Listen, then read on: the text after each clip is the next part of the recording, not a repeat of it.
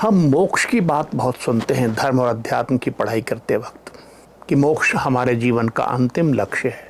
लेकिन मोक्ष है क्या?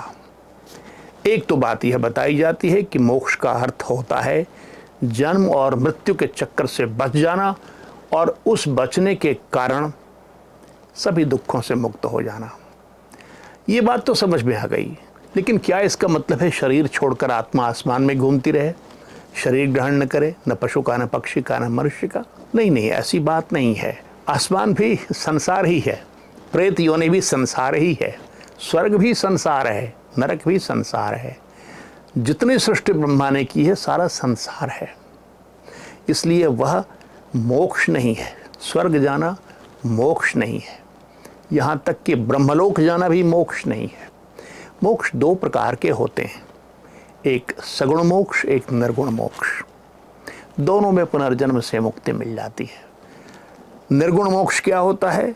आपने सन्यासियों के विषय में सुना होगा कि फला सन्यासी महोदय ब्रह्मलीन हो गए।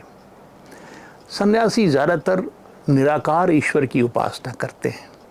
तो जब वे सिद्ध हो जाते हैं, उनकी साधना सिद्ध हो जाती है और शरीर छूटता है, तो शरीर छूटने के बाद उनका सूक्ष्म शरीर भी छूट जाता है, न केवल स्थूल शरीर, और वे निराकार परब्रह्म में हमेशा के लिए लीन हो जाते हैं। जैसे एक बूंद सागर में गिरकर सागर में लीन हो जाए, बूंद का अपना अस्तित्व तो नहीं बचे।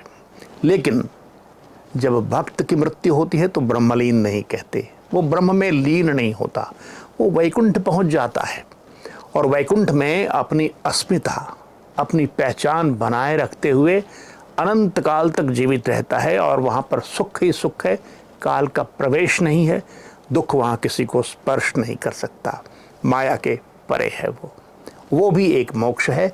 उसे सगुण मोक्ष कहते हैं, क्योंकि वहाँ पर शुद्ध सतोगुण है वैकुंठ में, और शुद्ध सतोगुणी भगवान नारायण है। ये दो प्रकार के मोक्ष होते हैं।